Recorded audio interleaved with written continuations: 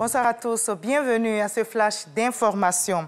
La cérémonie de sacrifice du 7e jour du décès du président de l'Assemblée nationale, Amadou Soumaoro, a eu lieu aujourd'hui dimanche à la grande mosquée de la Riviera Golf à Cocody. La cérémonie a été marquée par des prières et des dons à la famille du défunt chef de l'Assemblée nationale. On y reviendra ce soir à 20 h.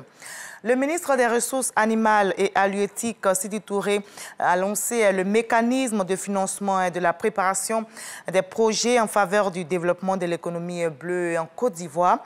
Il s'agit de préparer un cadre de réforme et d'investissement pour faire participer davantage le potentiel en ressources océaniques, côtières et des eaux intérieures de notre pays. On en sait plus avec Jean-Luc Bango. C'est l'aboutissement d'une requête du ministère des Ressources animales et halieutiques auprès de la Banque africaine de développement, celle de bénéficier d'un mécanisme de financement de la préparation des projets PPF en faveur du développement de l'économie bleue en Côte d'Ivoire. L'économie bleue, entendue notamment comme la gestion efficace, l'exploitation durable des ressources en eau du pays.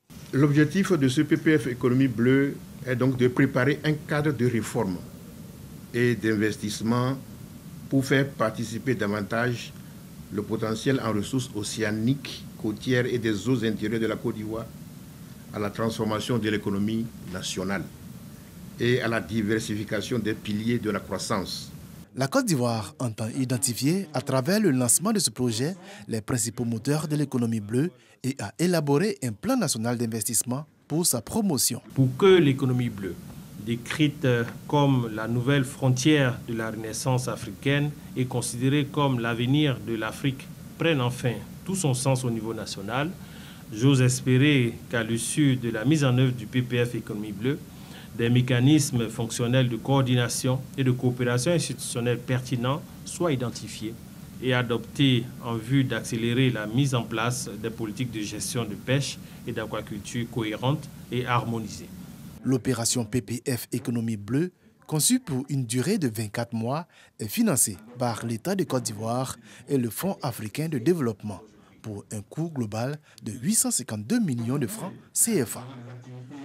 La lutte contre la culture se poursuit dans le Bassa-Sandra. Les producteurs membres de la société coopérative agricole Anzué de Guigouéagui dans le département de San Pedro apportent leur contribution. Ils viennent de réaliser 2 bâtiments de 6 classes d'un coût de 40 millions de francs CFA qu'ils mettent à la disposition du ministère de l'Éducation nationale afin de permettre aux enfants d'étudier dans de bonnes conditions.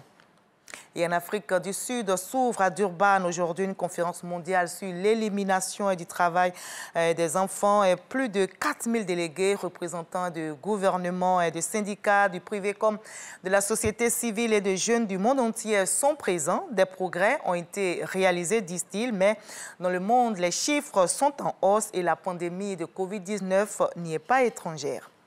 C'est jour de vote en Somalie. Ce dimanche, l'élection présidentielle se tient avec un an de retard suite à des troubles dans le pays. La lutte contre les islamistes radicaux Chebab, famine imminente, réconciliation politique et économique a rebâti figure parmi les nombreux chantiers qui attendent le prochain président de Somalie.